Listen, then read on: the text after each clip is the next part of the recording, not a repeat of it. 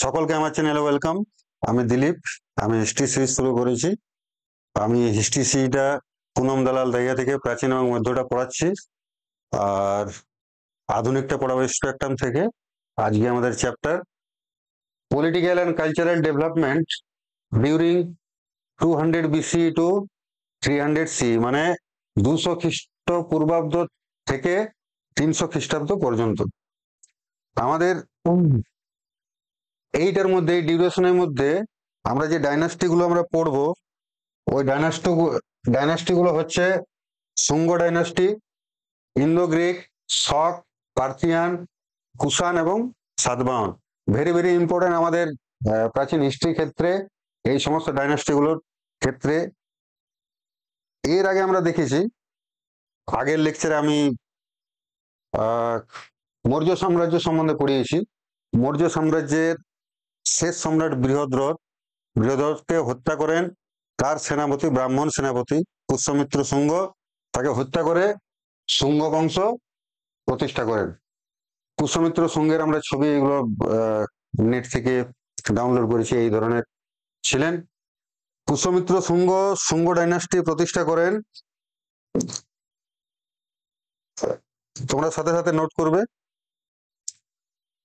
185 BC, 185 BC বা খ্রিস্টপূর্বে। ঠিক আছে। পুষ্যমিত্র শুঙ্গের সম্বন্ধে বিশেষ কিছু নেই। পুষ্যমিত্র শুঙ্গ মূলত হিন্দু ধর্ম ছিল বিশেষ করে। পুষ্যমিত্র শুঙ্গের সময় কি হয়েছিল, ব্যাক্ট্রিয় গ্রিক শাসক একজন বা ইন্দো গ্রিক শাসক একজন ডেমোট্রিয়াস বলে, আমরা পড়বো একটু পরেই। ডেমোট্রিয়াস আক্রমণ করতে আসেন, কিন্তু পুষ্যমিত্র শুঙ্গ তাকে পরাজিত করেন। ভেরি ভেরি ইম্পর্টেন্ট কোশ্চেন আছে যে ডেমোট্রিয়াস কার সমসাময়িক ছিলেন? উত্তর হবে Pushyamitra Shunga. Very very important, এটা ভুল করে অনেকে। আর এই যে ঘটনাটা, যে ডেমোট্রিয়াস আক্রমণ করেছিলেন শুঙ্গ বংশ, এটা পতঞ্জলির মহাভাষ্যে বর্ণনা করা আছে। তাহলে আরেকটা কোশ্চেন আমাদের হয়ে গেল, মহাভাষ্য রচনা তাহলে কে করে? মহাভাষ্য রচনা করেন পতঞ্জলি। পতঞ্জলির মহাভাষ্যে ব্যাক্ট্রিয় গ্রিক শাসক ডেমোট্রিয়াস শুঙ্গ বংশ আক্রমণ করেন এবং পুষ্যমিত্র শুঙ্গ ডেমোট্রিয়াসকে পরাজিত করেন। সেটা পতঞ্জলির মহাভাষ্যে বর্ণনা করা আছে। Very very important. তারপরে পুষ্যমিত্রের শুঙ্গের পুত্র অগ্নিমিত্র বসেন। অগ্নিমিত্র সম্বন্ধে একটা কোশ্চেনই আছে যে কালিদাসের যে রচনা বলি মালবিকাগ্নি মিত্রমের নায়ক ছিলেন অগ্নিমিত্র বা হিরো ছিলেন। কালিদাস মালবিকাগ্নি মিত্রম ছাড়া আমরা জানি যেগুলো রচনা করেছেন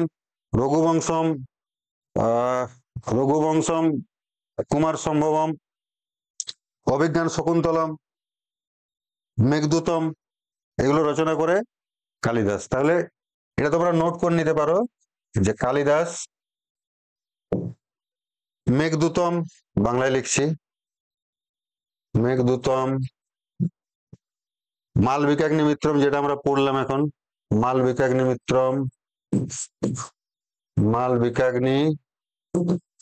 মিত্রম, রঘুবংশম, অভিজ্ঞান শকুন্তলম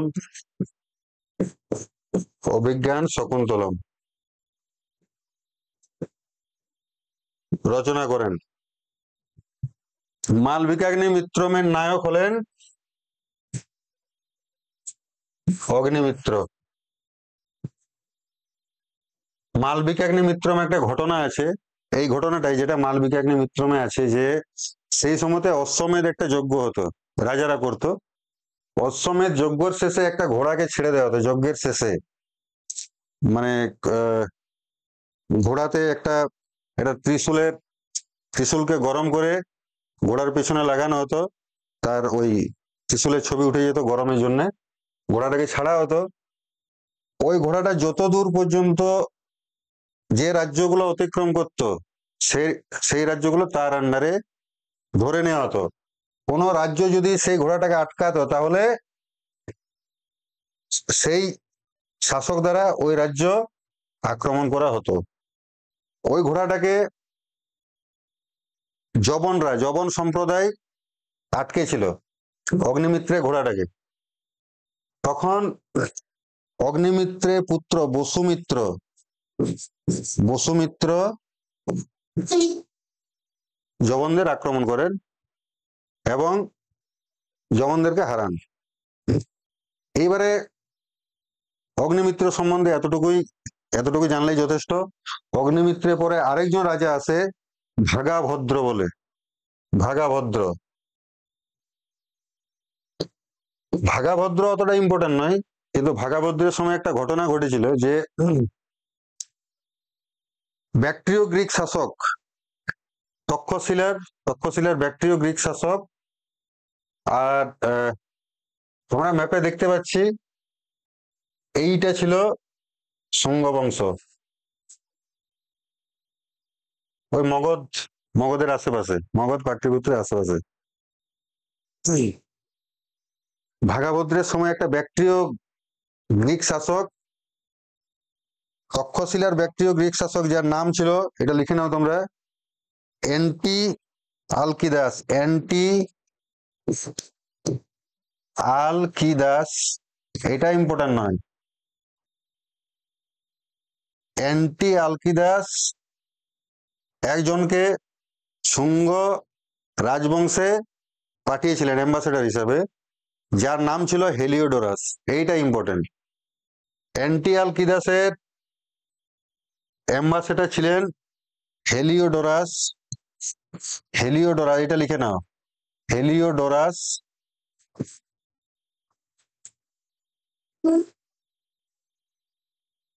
ভাগাভদ্রের সময় আসেন এবং বেশনগর পিলার ইনস্ক্রিপশন রচনা করেন। Very very important. Besnagar pillar inscription, তোমরা লিখে নাও এটা। বেশনগর, ভেরি ভেরি ইম্পর্টেন্ট, যে কোনো পরীক্ষায় আছে। বেশনগর পিলার ইনস্ক্রিপশন।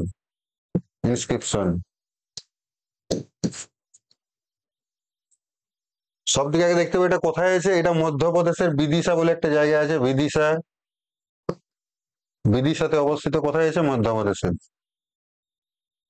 বেশনগর পিলার ইনস্ক্রিপশন রচনা করেন তাহলে হেলিওডোরাস। কার সময়? ভাগাভদ্র শুঙ্গ বংশের। বেশনগর পিলার ইনস্ক্রিপশনটা কি ছিল?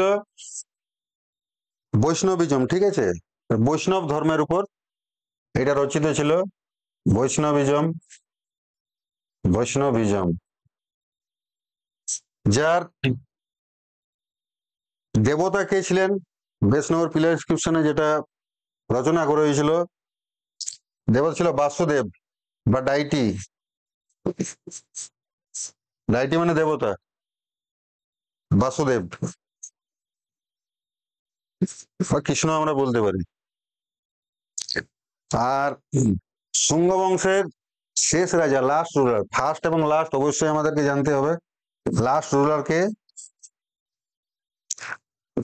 রুলার দেবভূতি।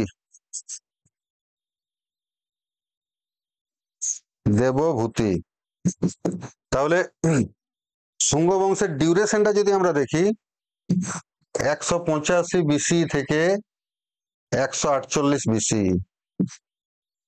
বিসি মানে খ্রিস্টপূর্বাব্দ, ঠিক আছে, খ্রিস্টাব্দ নয়। আর এরপরে শুঙ্গ বংশের পরে দেবভূতিকে হত্যা কে করেছে? কাহ্ন বংশ। দেবভূতিকে হত্যা করে রাজা সুশর্মন।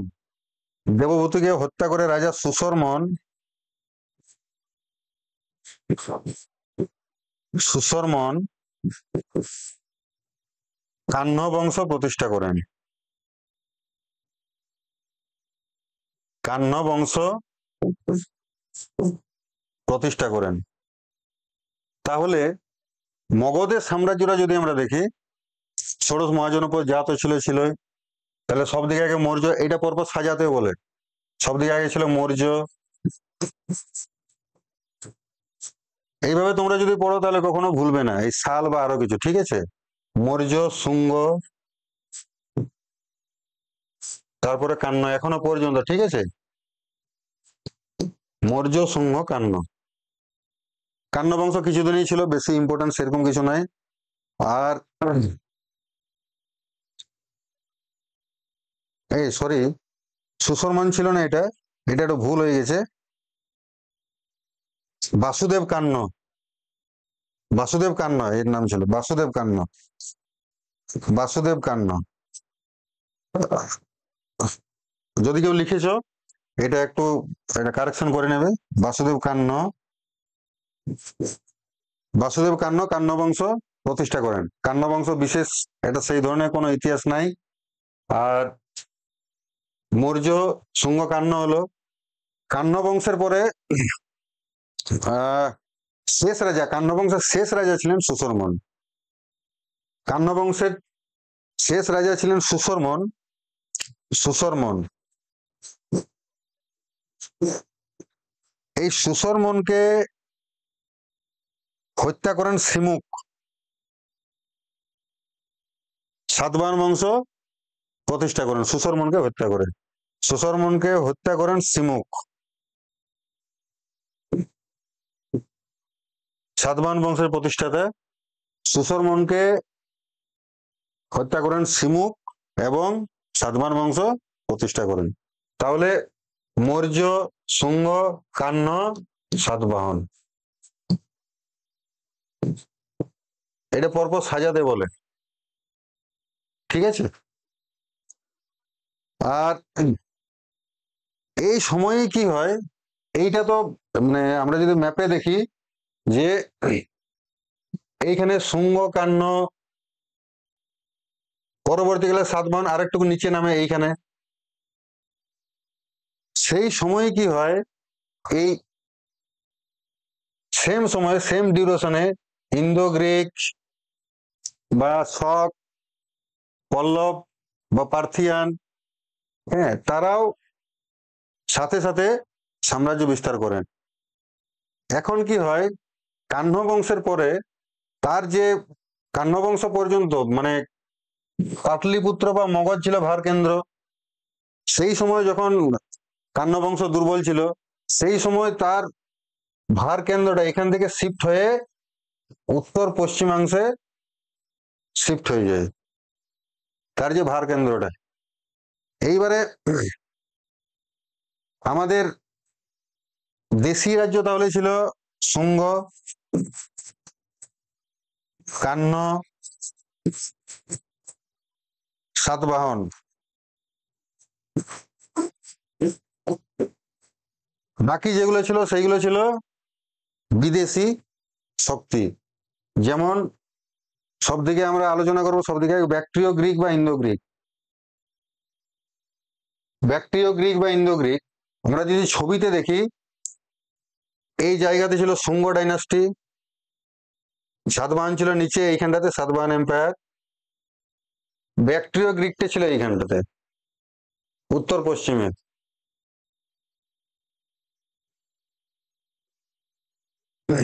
ব্যাকট্রিয় গ্রিক সম্বন্ধে যদি আমরা ইতিহাস বলি, তাহলে আমরা জানি যে যখন আমরা আলেকজান্ডার, গ্রিক সম্রাট আমরা জানি, আলেকজান্ডার যখন ভারত আক্রমণ করেন, আলেকজান্ডারের মৃত্যুর পর তার সেনাপতি সেলুকাস নিকেটর ভারতে থেকে যান, ভারতের আশেপাশে, ভারতের উত্তর পশ্চিমাংশে। সেলুকাস নিকেটরের বংশধররা পরবর্তীকালে ব্যাকট্রিয় গ্রিক হিসাবে এখানে শাসন করতে থাকে। আলেকজান্ডারের মৃত্যুর পর সেলুকাসের যে উত্তরাধিকারগুলো ছিল, উত্তরাধিকারের দুর্বলতার সুযোগে ডায়োডোটাস, একজনের নাম ছিল ডায়োডোটাস। ডায়োডোটাস, ডায়োডোটাস বলে একজন শাসক ছিল, সেলুকাসের যে উত্তরাধিকার ছিল, উত্তরাধিকার সুযোগে ডায়োডোটাস নিজেকে রাজা বলে ঘোষণা করেন। আর ব্যাকট্রিয়ার একটা অংশ ছিল সিরিয়া, সেই সময় সিরিয়ার অধীনতা সে ছিন্ন করে নিজেকে রাজা বলে ঘোষণা করেন। ব্যাকট্রিয় গ্রিকের যদি আমরা লোকেশনটা দেখি, লোকেশন কোথায় আছে, এই দিকটা হলো হিন্দুকুশ পর্বতমালা। তাহলে যদি লোকেশন আমরা দেখি, লোকেশনটা কোথায় আছে, লোকেশন আছে হিন্দুকুশ পর্বত, হিন্দুকুশ, হিন্দুকুশ পর্বত এবং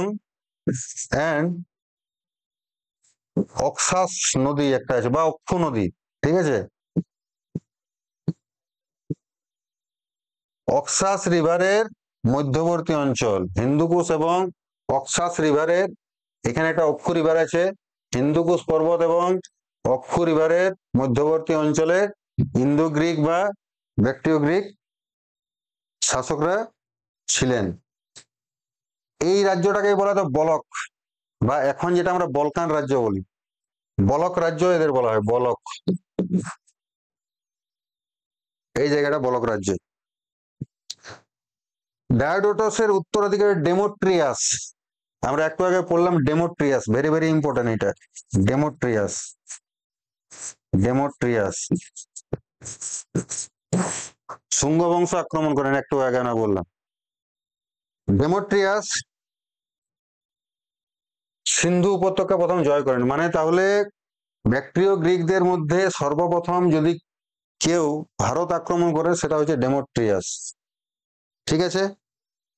ডায়োডোটাস কিন্তু ভারতের মধ্যে তখনও আসেনি, প্রথম ভারত আক্রমণ করে ডেমোট্রিয়াস, শুঙ্গ রাজ্য আক্রমণ করে এবং পুষ্যমিত্র শুঙ্গ তাকে পরাজিত করেন। এই সুযোগে কি হয়, এইবারে যদি আমরা দেখি যে এই ডেমোট্রিয়াস, ধরো সিন্ধু উপত্যকা, এটা আমরা ধরে নিচ্ছি সিন্ধু উপত্যকা, মানে আমরা যদি ম্যাপের সাহায্যে বুঝি, এই জায়গাটা ধরো সিন্ধু উপত্যকা, সিন্ধু উপত্যকা থেকে যখন শুঙ্গ বংশ সে আক্রমণ করে তখন এই জায়গায় শূন্য স্থান হয়, কেউ থাকে না, এ ভারতের অভ্যন্তরে চলে আসে। সেই সময় আরেক ব্যাকট্রিয় গ্রিক, তার নাম কি, ইউক্রেটাইডিস, ইউক্রেটাইডিস, ইউক্রেটাইডিস, ইউক্রেটাইডিস কি করে, ও ব্যাকট্রিয় গ্রিক সিংহাসনটা দখল করে নিল। এইখান থেকে যখনই ডেমোট্রিয়াস এখানে চলে আসে, আরেক ব্যাকট্রিয় গ্রিক কি করে, ইউক্রেটাইডিস এই জায়গাটা দখল করে নিল, ইন্দো গ্রিকটা।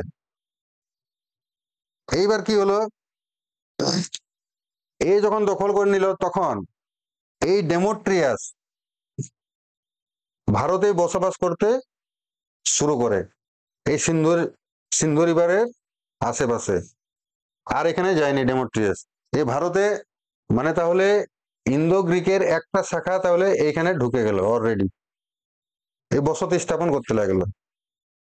পরবর্তীকালে কি, ডেমোট্রিয়াস ও তার উত্তরাধিকারীরা ভারতে বসবাস করেন এবং অন্যদিকে ইউক্রেটাইডিসের পুত্র, ইউক্রেটাইডিসের পুত্র তার নাম হেলিওক্লিস, হেলিওক্লিস, হেলিওক্লিস, এই নামগুলো অতটা ইম্পর্টেন্ট নয়, ডেমোট্রিয়াস ইম্পর্টেন্ট, তাও একটা একটা ঘটনা তোমরা জেনে রাখো, তাহলে তোমাদের পড়তে বা বুঝতে সুবিধা হবে। হেলিওক্লিস কি করলো, ইউক্রেটাইডিসের পুত্র হেলিওক্লিস যখন এখানে শাসন করতে থাকে তখন শকরা, একটু পরে আমরা শক করব, শকরা ইন্দো গ্রিক রাজ্য আক্রমণ করে, শকরা ইন্দো গ্রিক রাজ্য আক্রমণ করেন।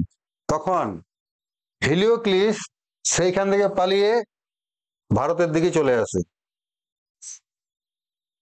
ওই সম্প্রদায়ও ভারতে বসতি স্থাপন করেন এবং ভারতে পার্মানেন্টলি ভাবে বসবাস করতে শুরু করেন বা রাজত্ব করতে শুরু করেন। তাহলে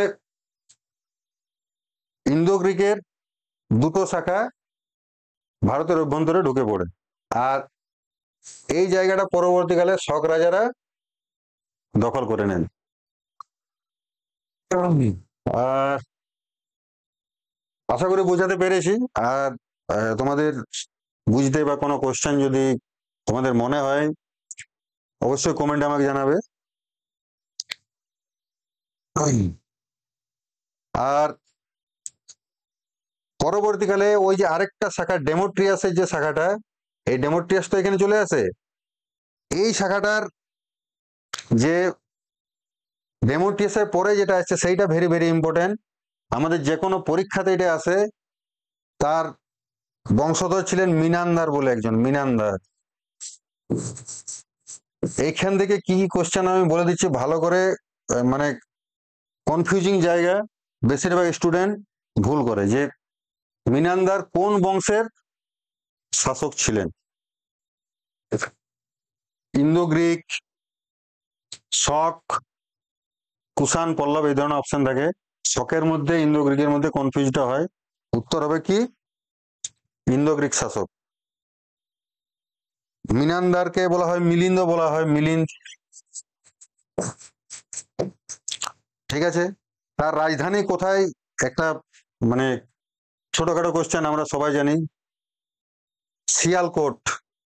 মিনান্দারের রাজধানী ছিল শিয়ালকোট। শিয়ালকোটটা কোথায় আছে? পাকিস্তানে এখন আছে।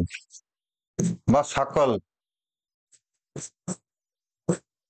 শিয়ালকোট কি জন্য বিখ্যাত? বর্তমানে বিশ্বের যে দামি দামি ফুটবল এইখানেই তৈরি হয়, পাকিস্তানের শিয়ালকোটে। মিনান্দারকে আমরা কি জন্য জানি? মিনান্দার ভারতেতেও বসতি স্থাপন করেন এবং বৌদ্ধ ধর্ম গ্রহণ করেন, যে জন্য আমরা মিনান্দারকে জানি। বৌদ্ধ ধর্ম গ্রহণ করেন কার কাছে? নাগ সেনের কাছে। নাগ সেনের কাছে, নাগ সেনের কাছে বৌদ্ধ ধর্ম গ্রহণ করেন। এইবারে মিনান্দারে কিছু কোশ্চেন ছিল যে আমি বৌদ্ধ ধর্ম গ্রহণ করব কেন। তখন তিনি বলেছিলেন নাগসেনকে যে আমি যে যে কোশ্চেন গুলো আপনাকে করব, আপনি যদি সঠিক উত্তর দিয়ে আমাকে স্যাটিসফাইড করতে পারেন তাহলে আমি বৌদ্ধ ধর্ম গ্রহণ করব। এইবারে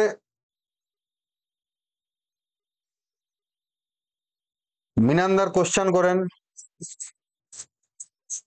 আর নাগসেন সেগুলোর উত্তর দেন।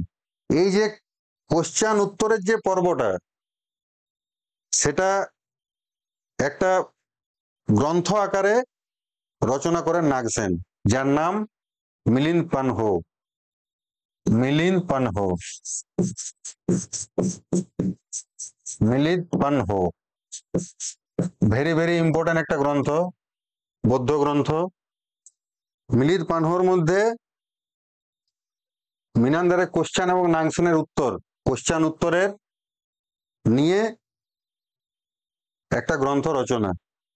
ঠিক আছে, এটা রচনা করেন তাহলে নাগসেন। ভেরি ভেরি ইম্পর্টেন্ট, আমরা জানি অবশ্য। আর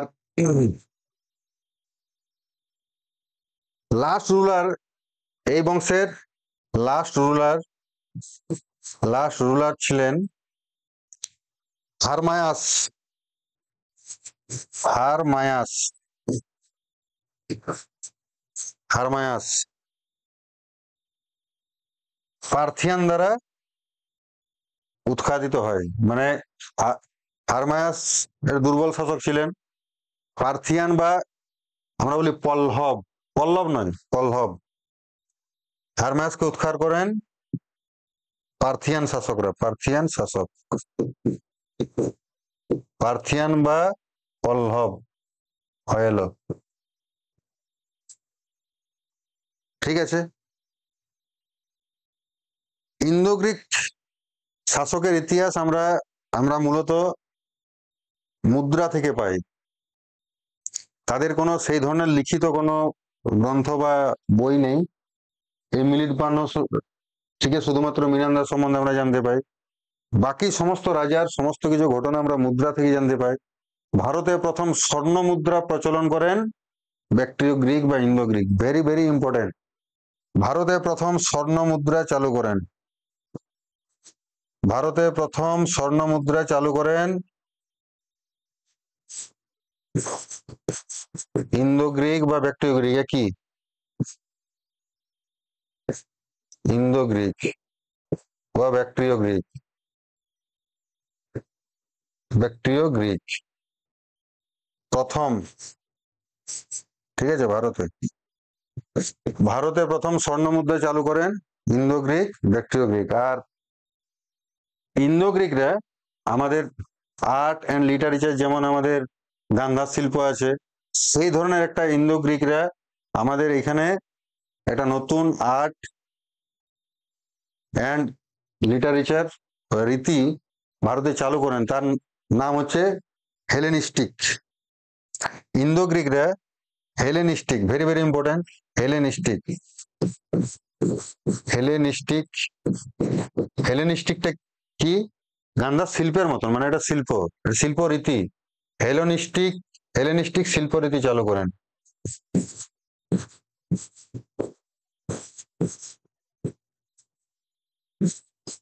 হেলেনিস্টিক শিল্পরীতি চালু করেন, ভেরি ভেরি ইম্পর্টেন্ট। আর বেশনগর পিলার ইনস্ক্রিপশন আগে তো আমরা পড়লাম যে ওই হেলিওডোরাস ইন্দো গ্রিক শাসক ছিলেন, শুঙ্গ বংশে যায়, শুঙ্গ বংশে গিয়ে ওই বেশনগর পিলার ইনস্ক্রিপশন রচনা করেন। আমাদের পরবর্তী সাম্রাজ্যে আমরা চলে যাচ্ছি তাহলে শক, ঠিক আছে। শক, শককে ইংরেজিতে বলা হয় SCYTH, সাইথিয়ান, শক বা সাইথিয়ান, ঠিক আছে। মানে বিদেশি যে সমস্ত শক্তি ভারতে এসেছিলেন, মূলত উত্তর পশ্চিম ভারতেই তারা শাসন করে গেছেন, যতগুলো এসেছিল। এই সাতবাহন আমরা দেখতে পাচ্ছি নিচে, এই নিচে সাতবাহন আছে। শক, শকটাকে আমরা, শক সাম্রাজ্যটাকে মূলত আমরা দুভাগে ভাগ করতে পারি। এটা খহরত একটা কার্যক্রম, পরে আসছি এটা বলছি। এর লোকেশন প্রথমে কোথায় ছিল? মধ্য এশিয়ার, মিডিল এশিয়ার, মধ্য এশিয়ার শিরদরিয়া অঞ্চল, শিরদরিয়া বলে একটা জায়গা ছিল, শিরদরিয়া অঞ্চল,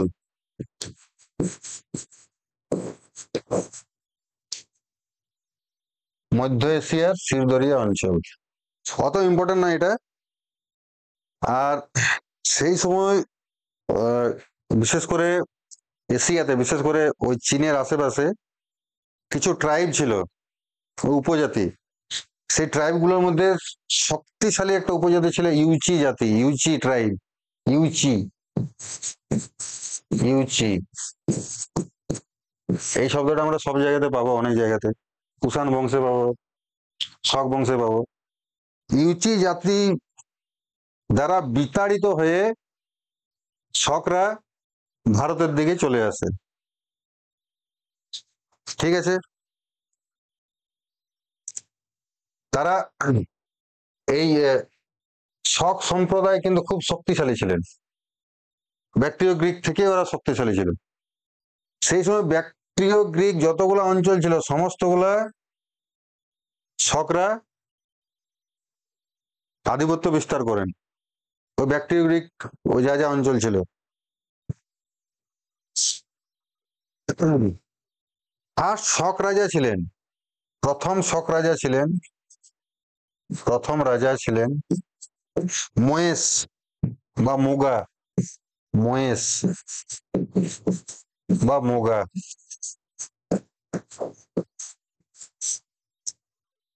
প্রথম শক রাজা ছিলেন।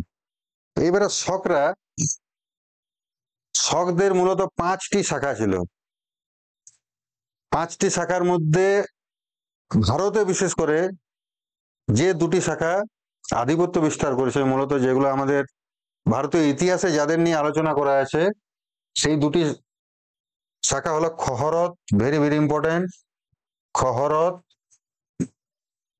আর কার্দমক। খহরত আর কার্দমক। খহরতের কোথায় ছিল ক্যাপিটালটা? এর রাজধানী কি ছিল? মহারাষ্ট্রের নাসিক। নাসিক।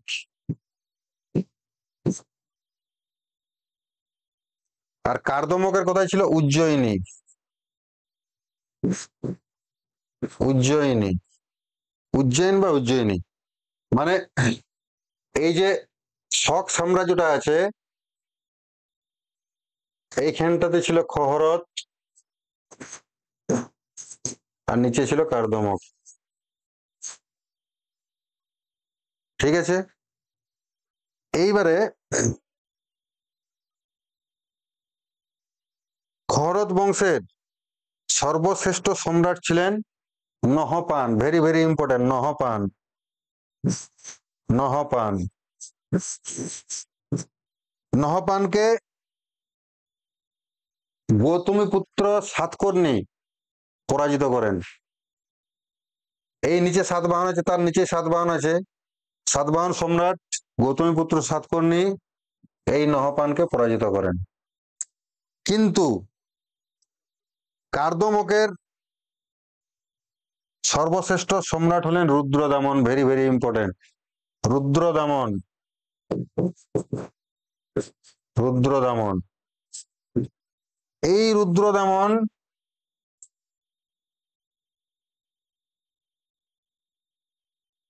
এই রুদ্রদামন কিন্তু গৌতমীপুত্র সাতকর্ণীকে দুবার পরাজিত করেন। আর এই যে ঘটনাগুলো, রুদ্রদামনের রাজ্য জয় বা যে কোনো কিছু, তার একটা ইনস্ক্রিপশন ছিল, শিলালিপি ছিল, জুনাগড় শিলালিপি। Junagadh inscription. Junagadh, Junagadh inscription, very very important. যে কোনো পরীক্ষাতে আছে যে জুনাগড় ইনস্ক্রিপশন থেকে কার রাজ্য জয় সম্পর্কে জানা যায়? উত্তর হবে রুদ্রদমন। Very very important.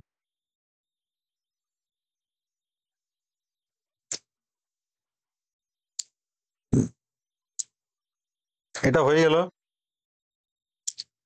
এবারে আমরা আসি পার্থিয়ান বা পল্লব। পার্থিয়ান বা পল্লব।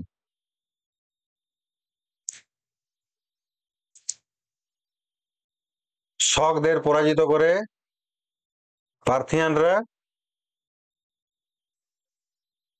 ভারতে আধিপত্য বিস্তার করেন। ওই সমস্ত জায়গায় উত্তর পশ্চিম ভারতে বিদেশি শক্তি যতগুলো আছে ওইখানটাতে রাজি করেছিল। পার্থিয়ানের লোকেশনটা কোথায় ছিল? প্রথমে কাস্পিয়ান সাগরের, কাস্পিয়ান সাগরের পাশাপাশি দক্ষিণ পূর্ব অঞ্চল। লোকেশন কোথায় ছিল? কাস্পিয়ান সাগরের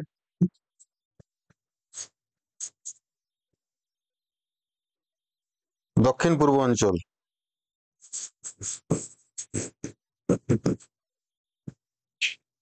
দক্ষিণ পূর্ব অঞ্চল।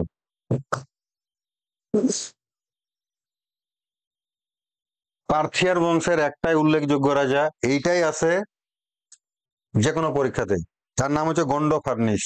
Very very important, Gond furnished. অনেকেই এটা ভুল করে, যে গন্ড ফার্নিস কোন বংশের শাসক ছিলেন। অপশন এইগুলোই দিবে, এগুলোর মধ্যে কনফিউজ করে দেবে। পার্থিয়ান বা পল্লব, হ্যাঁ বাংলাতে পল্লবও বলা হয়, ঠিক আছে।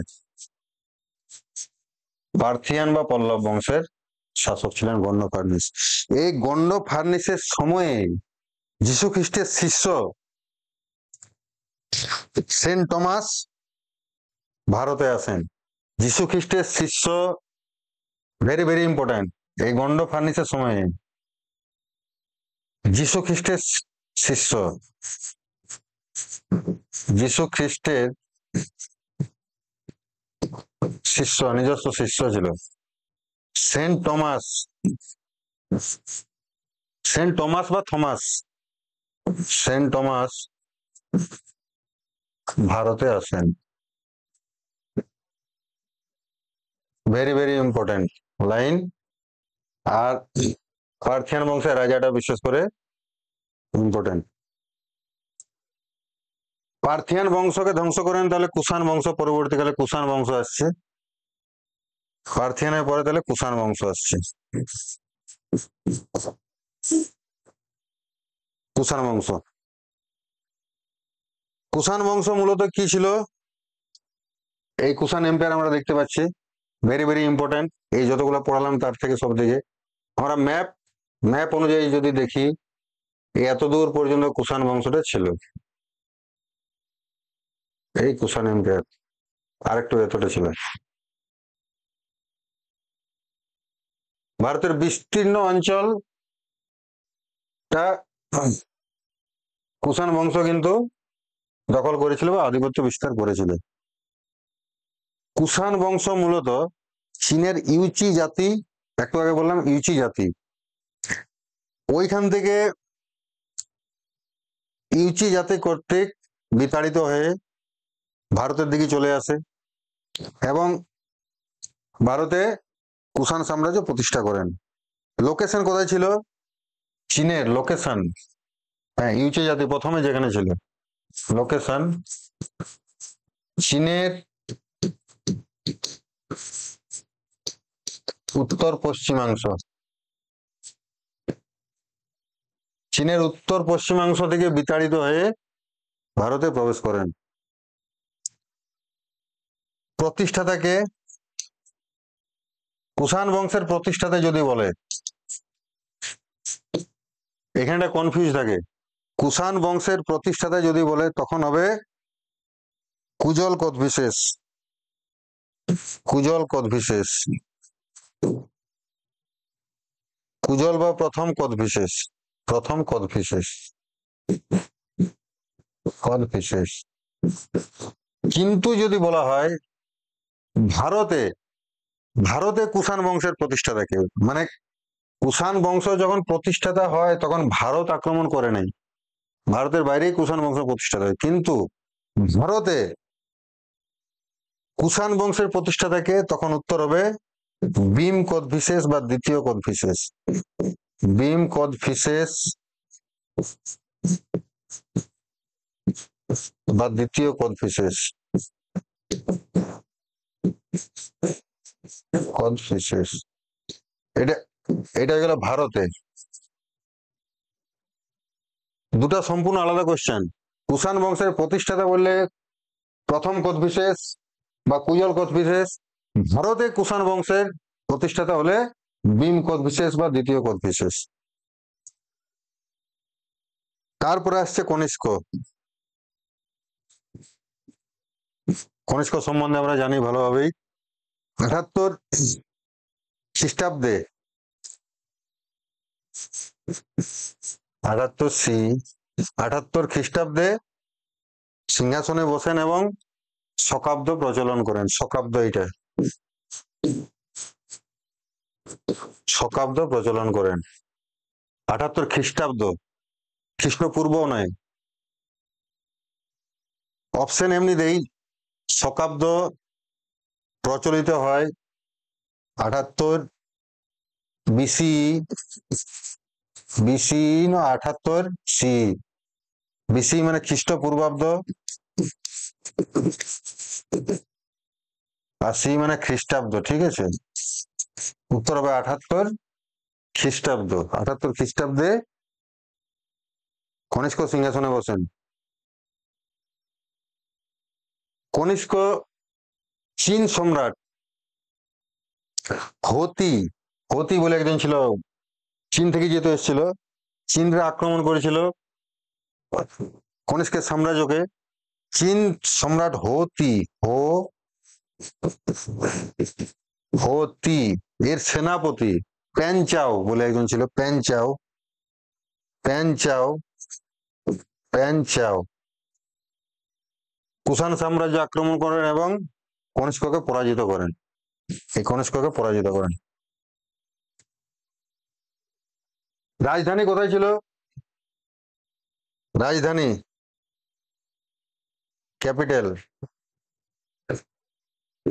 পুরুষপুর বা পেশোয়া, পাকিস্তানে বর্তমানে আছে। পুরুষপুর, পুরুষপুর বা পেশোয়া,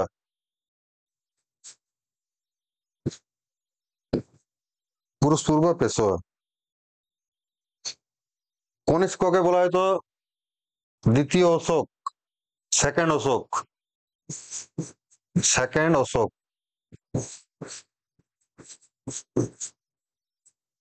সেকেন্ড অশোক। কনিষ্কের সময় আরেকটা ইভেন্ট হয়েছিল, ভেরি ভেরি ইম্পর্টেন্ট ইভেন্ট, চতুর্থ বৌদ্ধ সংগীতি। চতুর্থ বৌদ্ধ সংগতি কনিষ্কের সময় হয়েছিল। কোথায় হয়েছিল? কাশ্মীরে। কাশ্মীরে হয়েছিল, যার সভাপতি কে ছিলেন? বসুবন্ধু। তাইলে ফোর্থ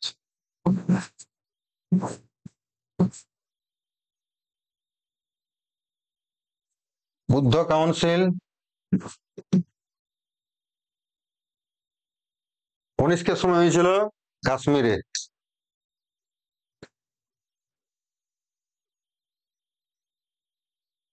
যার সভাপতি ছিলেন বসুবন্ধু।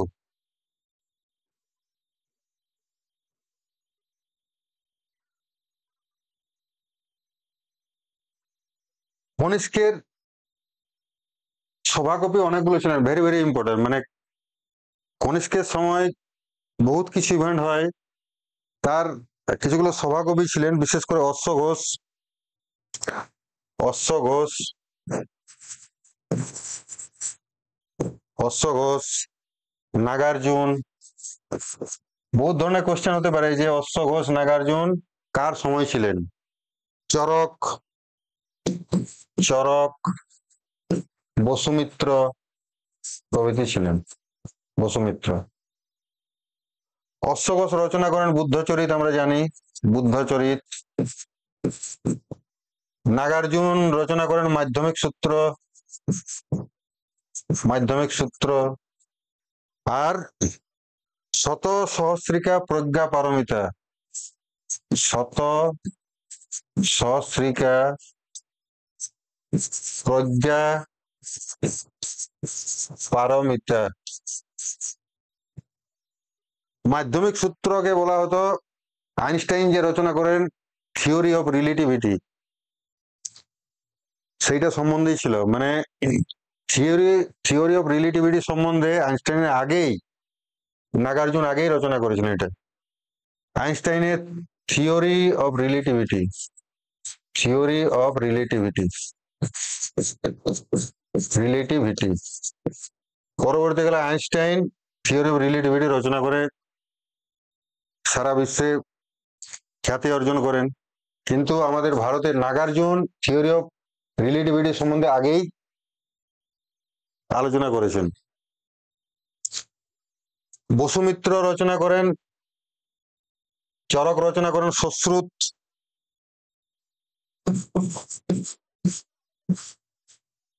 সশ্রুত। চরককে বলা হয় father of Ayurveda, father of Ayurveda, father of Ayurveda বলা হয় চরককে। তার গ্রন্থ হচ্ছে সশ্রুত। বসুমিত্র রচনা করেন মহাবিভাষা, মহাবিভাষা। বৌদ্ধ, বৌদ্ধ নিয়ে রচনা করা হয়েছে। কনিষ্কের সময়, কনিষ্কের সময় চারটা শিল্প ভারতে প্রাধান্য লাভ করেন, বা সেই সময়তে তৈরি হয় চারটা শিল্প। চারটা শিল্পের মধ্যে তিনটা ভেরি ভেরি ইম্পর্টেন্ট, যেটা আমরা জানি। মথুরা, গান্ধার,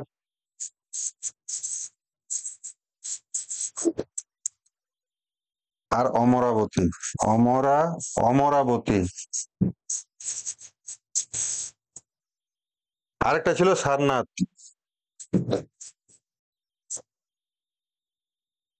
ঠিক আছে, এটা একটু ডিলিট করছি।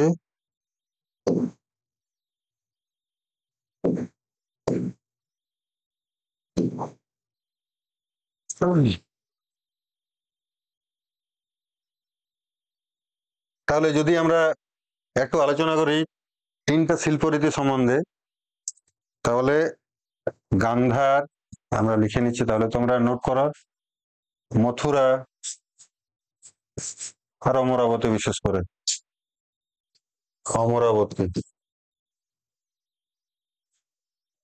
গান্ধার, মথুরা, অমরাবতী।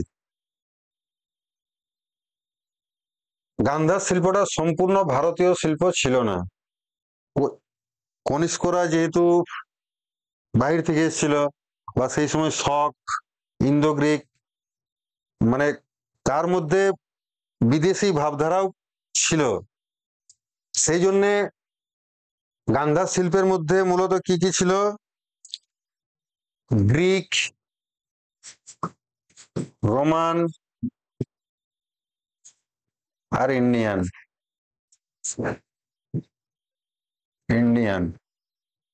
গান্ধার শিল্পের মধ্যে গ্রিক ভাবধারা ছিল, রোমান ভাবধারা ছিল, এবং ভারতীয় ভাবধারার সংমিশ্রণে গান্ধার শিল্পটা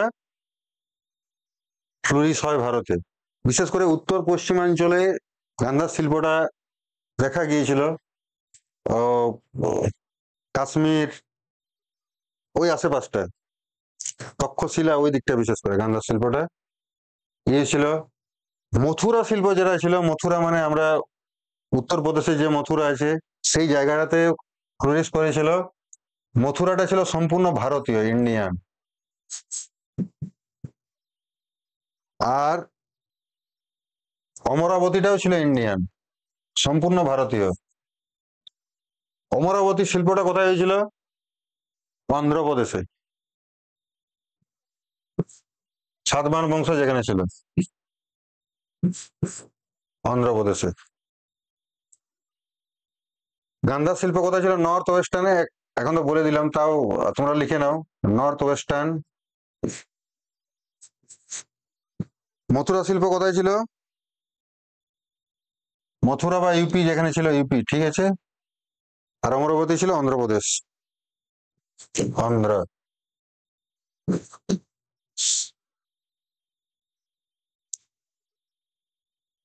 গান্ধার শিল্পটা কুষাণ বংশ দ্বারা হয়,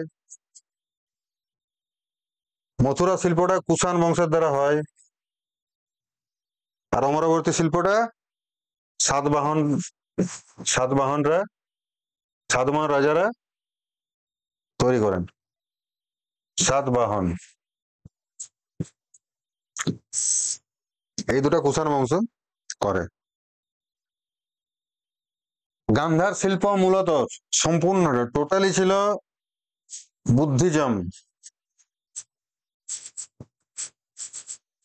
বুদ্ধ ধর্মের উপর, সম্পূর্ণটা বুদ্ধ ধর্মের সমন্বয় ছিল। অন্য কোনো ধর্মের সমন্বয় ছিল না, সম্পূর্ণটা ছিল বুদ্ধ ধর্ম। মথুরা শিল্পের মধ্যে কি ছিল? Buddha, Jain, very very important এটা, বুদ্ধ, জৈন আর হিন্দু বা ব্রাহ্মণ বলতে পারে, হিন্দুইজম। তিনটা ধর্মের সংমিশ্রণেই ছিল মথুরাতে। আর অমরাবতী যেটা ছিল সেটাও ছিল সম্পূর্ণ বুদ্ধিজম, সম্পূর্ণ বুদ্ধিজমের উপর ছিল। গান্ধার শিল্পের যে মূর্তিগুলো ছিল, যে পাথরগুলো দিয়ে মূর্তি তৈরি করা হতো, সেগুলো ছিল blue, BLUE, blue grey schist, SCHIST, blue grey schist, SCHIST, blue grey schist. Gandhara শিল্পের বুদ্ধের যে মূর্তিগুলো ছিল এই পাথর দিয়ে বানানো হতো। মথুরাতে ছিল বুদ্ধের মূর্তিগুলো, বা বুদ্ধের মূর্তির নিচে জৈনদের মূর্তি, হিন্দুদের মূর্তি যেগুলো ছিল, হিন্দু দেবদেবীর যে মূর্তিগুলো ছিল সেগুলো ছিল, পাথরগুলো ছিল লোকাল রেড স্টোন, লাল পাথর, লোকাল রেড স্টোন দ্বারা ছিল। অমরাবতী যেটা ছিল হোয়াইট মার্বেল, সাদা মার্বেল দ্বারা ছিল, white marble, white marble stone. তোমরা এটা স্ক্রিনশট নিয়ে রাখতে পারো। আর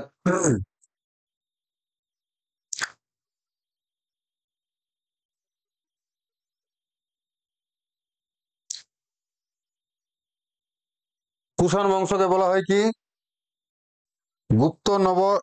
গুপ্ত নবজাগরণের পুরোধা। আমি ডিলিট করছি। গুপ্ত নবজাগরণের পুরোধা, গুপ্ত নব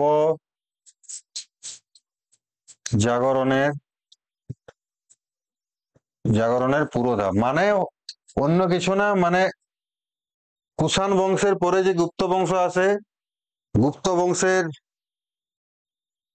রাজ্যের যে শাসন শৃঙ্খলা সেগুলো নিয়েই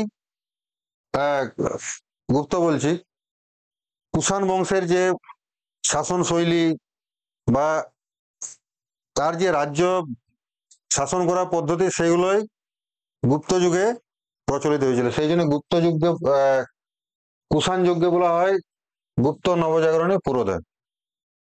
শেষ আরেকটা যেটা ইম্পর্টেন্ট এই ক্ষেত্রে, সিল্ক রুট আমরা পাই। Silk route, silk route question কেমন আছে, very very important.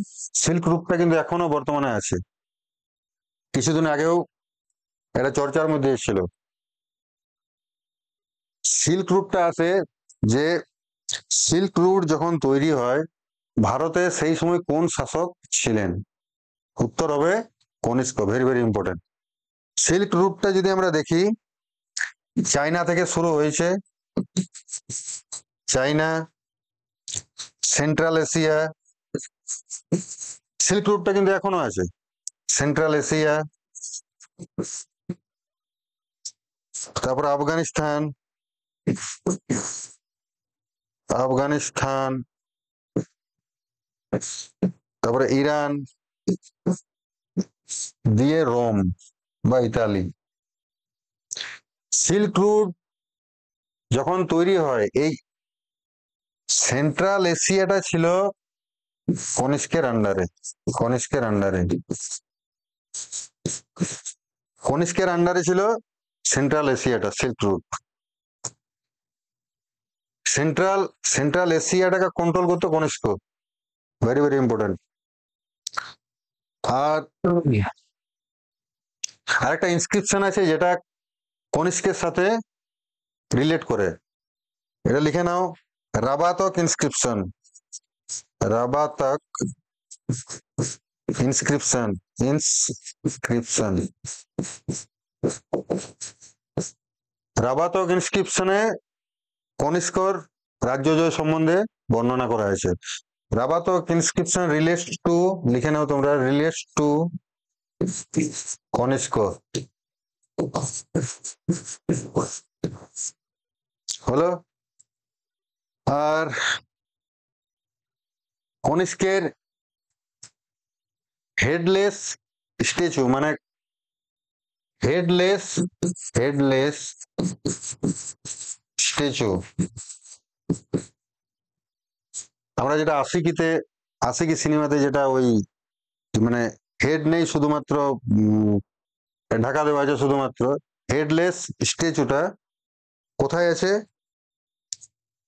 Headless statue যেটা করা হয়েছিল সেটা কোন আর্টের মধ্যে ছিল?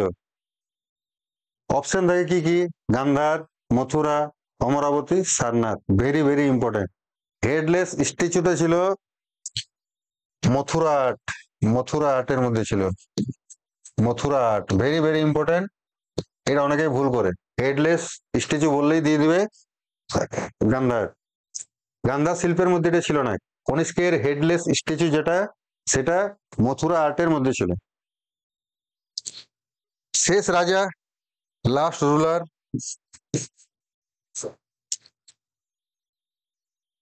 লাস্ট রুলার হলো বাসুদেব। Last ruler Basudeb.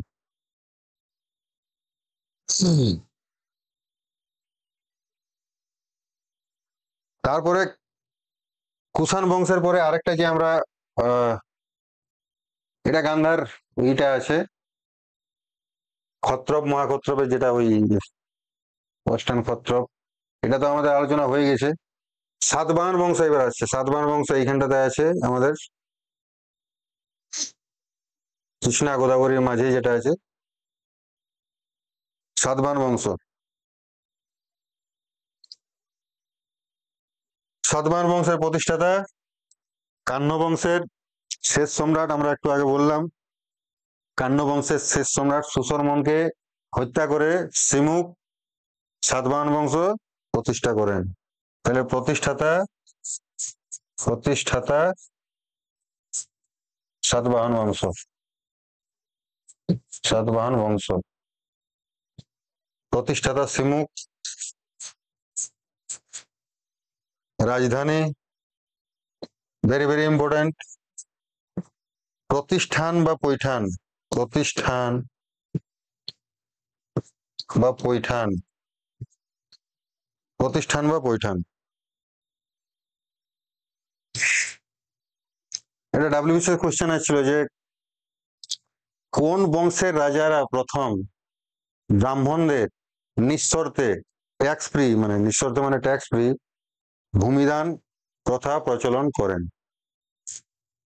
কোন বংশের রাজারা প্রথম ভারতে ব্রাহ্মণদের ট্যাক্স ফ্রি ভূমিদান প্রথা প্রচলন করেন? তার উত্তর হবে সাতবাহন। Very very important. ব্রাহ্মণদের tax free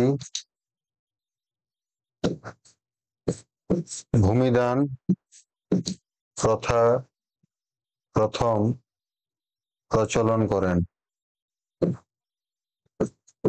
very very important.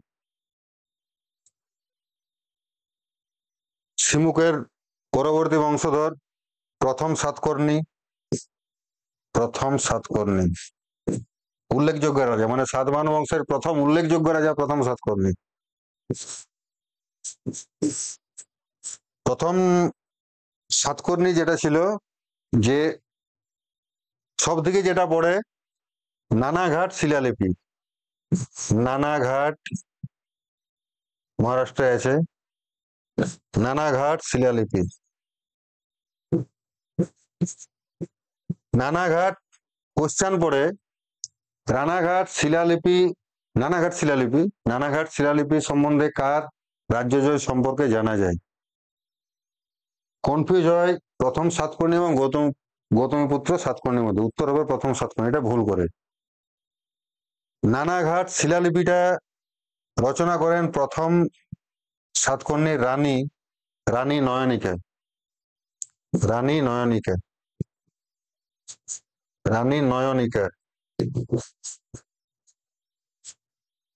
রানী নয়নিকা রচনা করেন নানাঘাট শিলালিপি।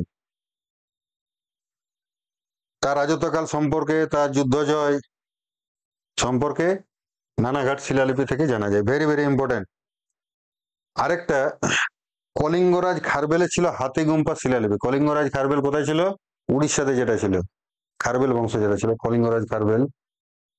কলিঙ্গরাজ খারবেল প্রথম সাতকর্ণীকে পরাজিত করেন।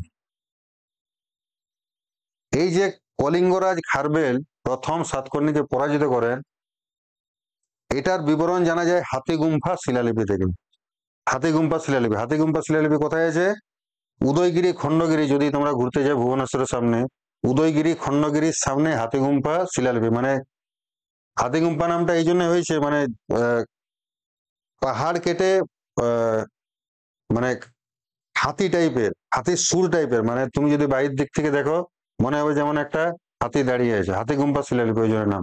কলিঙ্গরাজ খারবেলের হাতিগুম্পা শিলালিপি। কলিঙ্গরাজ, কলিঙ্গরাজ খারবেল, এই হাতিগুম্পা শিলালিপি আমিও দেখেছি, বাইরে লেখা আছে ওই আলাদা ভাষায় কোনো হয়তো পালি প্রাকৃতিক হতে কিছু একটা ভাষাতে। কলিঙ্গরাজ খারবেলের হাতিগুম্ফা শিলালিপি, হাতিগুম্ফা শিলালিপি।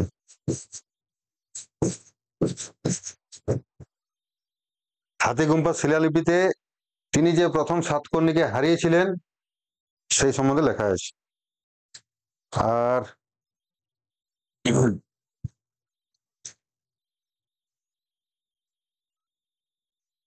তারপরে আছে গৌতমীপুত্র সাতকর্ণী। গৌতমীপুত্র সাতকর্ণী, গৌতমীপুত্র সাতকর্ণী সব থেকে উল্লেখযোগ্য রাজা। এর যদি সালটা দেখি 106 থেকে 130 খ্রিস্টাব্দ, মোটামুটি 24 বছর রাজত্ব করেন। ইনি খরত বংশীয় রাজা, খরত বংশীয় শক রাজা নহপান, যেটা বললাম, নহপানকে পরাজিত করেন গৌতমীপুত্র সাতকর্ণী। এবং রাজা রুদ্রদামন আবার গৌতমীপুত্র সাতকর্ণীকে পরাজিত করেন। কার্দমক বংশীয় যে রুদ্রদামন, একটু আগে বলেছি এটা। আর নাসিক শিলালিপি থেকে, নাসিক শিলালিপি, ওইটা যেমন ছিল নানাঘাট শিলালিপি, আরেকটা আছে নাসিক শিলালিপি, মহারাষ্ট্রে আছে। নাসিক শিলালিপি থেকে তার রাজ্য জয় জানা যায়, গৌতমীপুত্র সাতকর্ণী রাজ্য জয় জানা যায়। গৌতমীপুত্র সাতকর্ণীর সম্বন্ধে আর বিশেষ কিছু বলছি না। এর শেষ রাজা, লাস্ট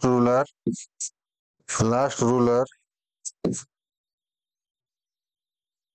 নাসিক শিলা, এটা লিখে নাও। নাসিক শিলালিপি কে রচনা করেন যদি বলে, তার মাতা গৌতমী বলশ্রী। মানে গৌতমীপুত্র সাতকর্ণী যখন মারা যায়, তার মাতা গৌতমী বলশ্রী তার রাজ্য জয় সম্বন্ধে, তার সমস্ত কিছু, তার জীবনী নাসিক শিলালিপিতে অঙ্কিত করে গেছেন। লাস্ট রুলার হচ্ছে যজ্ঞশ্রী সাতকর্ণী, যজ্ঞশ্রী সাতকর্ণী লাস্ট রুলার। আরেকটা রাজা ছিলেন সাতবাহন বংশের, ওই রাজার নাম হচ্ছে হলা, HALA। হলা রাজা শুধু রাজাই ছিলেন না, তিনি মানে কাব্য বিশারদ বটে। তিনি একটা মানে খুব ফেমাস কাব্য রচনা করেন, হলা গাথা সপ্তর্ষি। এটাও কোশ্চেনে আছে, আরেকটা WBCS মেন্সে কোশ্চেনে ছিল যে হলা কোন বংশের সম্রাট ছিলেন। উত্তর হবে সাতবাহন রাজা হলা। তারপরে যখন কলিঙ্গ বংশ নিয়ে আলোচনা হলোই, এই সাতবাহন বংশ আমরা এটা দেখতে পাচ্ছি, এটা প্রতিষ্ঠান এখানে আছে। কলিঙ্গ সম্বন্ধে একটু আমরা বলে নিই। কলিঙ্গ বংশ সম্বন্ধে আমরা সব দিকে পাই অশোকের সময়তে। অশোক কলিঙ্গ বংশ আক্রমণ করেন 261 খ্রিস্টপূর্বাব্দে। তারপরে মৌর্য বংশের পরে কলিঙ্গকে দখল করেন চেদি বংশ। চেদি বংশ বলে একটা ছিল, ওই চেদি যেটা ওই ষোড়শ মহাজনপদে আছে চেদি বংশ। হ্যাঁ, চেদি বংশের আন্ডারে হয়। কলিঙ্গ কোথায় আছে? উড়িষ্যাতে আছে, এটা আমরা জানি। কলিঙ্গ এক্সপ্রেস এখনো আছে আমাদের ট্রেন। কলিঙ্গরাজ খারবেল, যেটা মেইন যে রাজারা, কলিঙ্গরাজ খারবেল, এর সময়কালটা মোটামুটি পারফেক্ট কোনো সময়কাল নেই, কোথাও উল্লেখ নেই, তাও মোটামুটি first century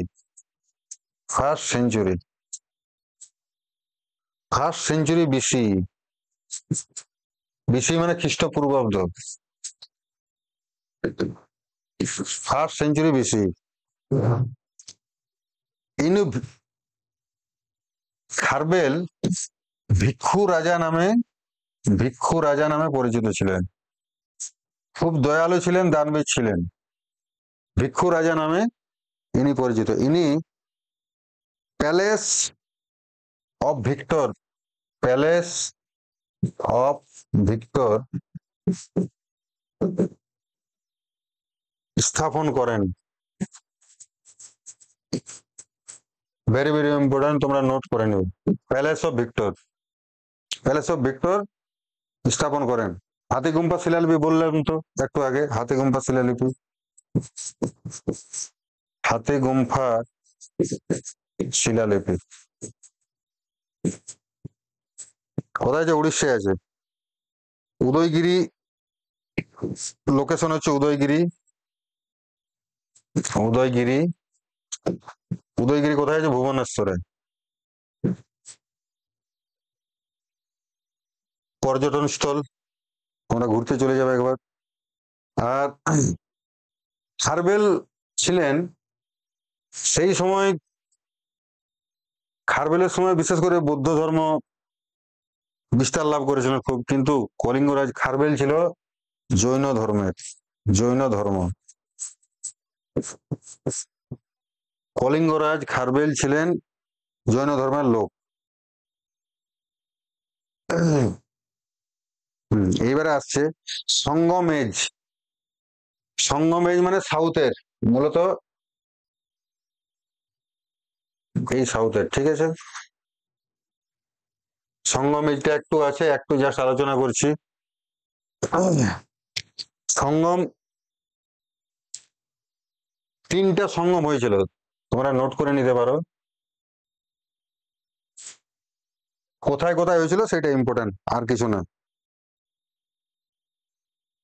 Sangam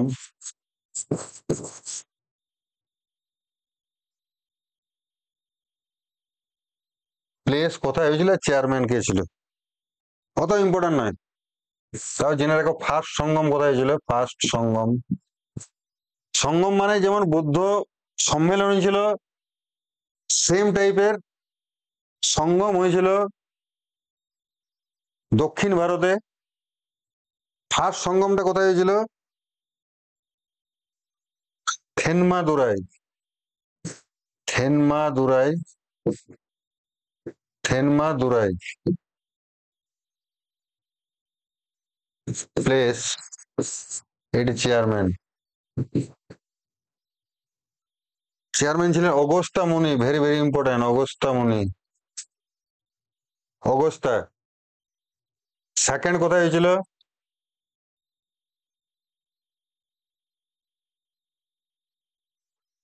কপটাপুরম, কপটাপুরম, KAPATA, কপটাপুরম। অগস্ত্যা and তোলকাপ্পিয়র, অগস্ত্যা, অগস্ত্যা ছিল, অগস্ত্যা এন্ড তোলকাপ্পিয়র। তোলকাপ্পিয়ের যিনি ছিলেন, তামিল প্রথম গ্রামার রচনা করেন তোলকাপ্পিয়ের, তার নাম তোলকাপ্পিয়ম। তোলকাপ্পিয়ম হলো তামিল প্রথম গ্রামার, ওটা ইম্পর্টেন্ট। আর থার্ডটা হয়েছিল মাদুরাই, মাদুরাই, চেয়ারম্যান ছিল নাক্কিরার, NAKKI, নাক্কিরার। অতটা ইম্পর্টেন্ট নয়। সেই সময় তিনটা বংশ আমরা দেখতে পাচ্ছি, চোল, চেরা, পান্ডেয়া।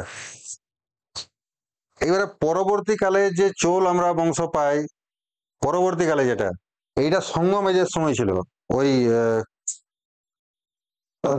সঙ্গমেজটা যদি আমরা দেখি 300 BC থেকে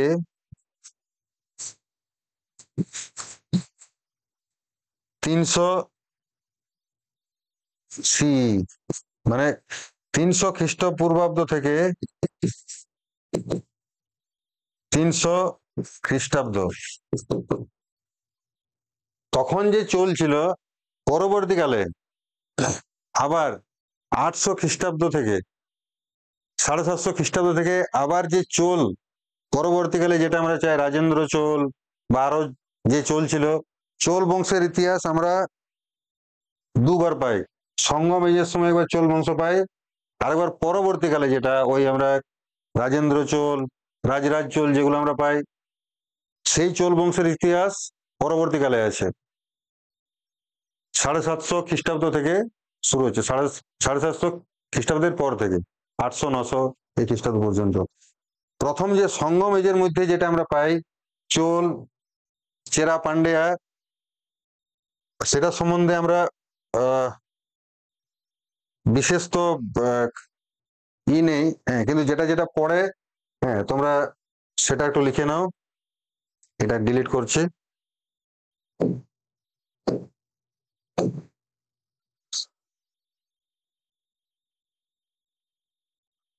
কিংডম, যেটা যেটা পড়ে সেটা লিখছি। Kingdom, kingdom,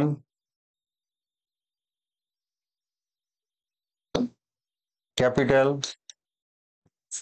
CAPITAL, capital, emblem, emblem বা চিহ্ন, পান্ডেয়া, PANDEYA, পান্ডেয়া, চোল, চোলা আর চেরা। পান্ডেয়ার ক্যাপিটাল ছিল মাদুরাই,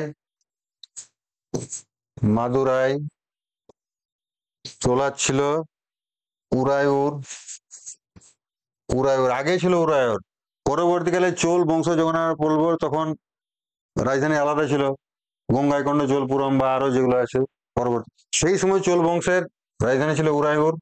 আর চেরা, ভাঞ্জি, VANJI, বা কারুভুর, KARUVUR, কারুভুর। এর এমব্লেম গুলো পড়ে, ঠিক আছে? এমব্লেম বা চিহ্ন যেগুলো, এটা পতাকার চিহ্ন, যেমন আমাদের একটা একটা পার্টির যেমন আমাদের সিম্বল, সেরকম সমস্ত রাজ্যের একটা একটা সিম্বল ছিল, এমব্লেম বা সিম্বল। পান্ডিয়ার ছিল ফিস, এইটার জন্য তোমাদেরকে পড়ানো, এটাই কোশ্চেন আছে। ফিস, চোল ছিল টাইগার, আর চেরা ছিল বউ, বউ এর মানে ধনুক, বউ, ঠিক আছে? এইটা পড়ে। এইবারে আমরা যদি দেখি, একটা কোশ্চেনে ছিল কোন একটা পরীক্ষায়, আমার ঠিক মনে পড়ছে না, যে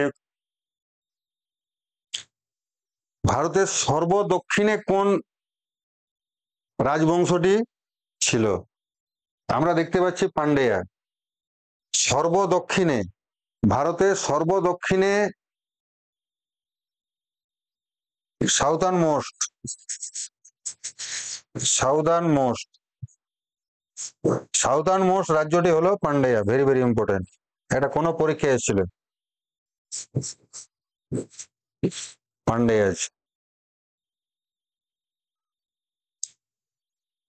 পান্ডেয়ার নিচে ভাইগাই রিভার বলে আছে, ভাইগাই রিভার তার সর্বশেষ সীমানা ছিল, ভাইগাই রিভার, ভাইগাই রিভার।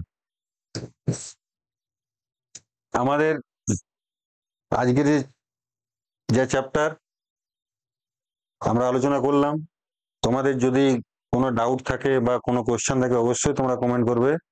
আর আমার পড়া কেমন লাগছে তোমরা অবশ্যই জানাবে আমাকে কমেন্ট করে, লাইক করবে অবশ্যই। আর তোমাদের যদি মনে হয় অন্য কোনো স্টুডেন্টের কাছে, অবশ্যই তোমরা ভিডিওটা শেয়ার করবে।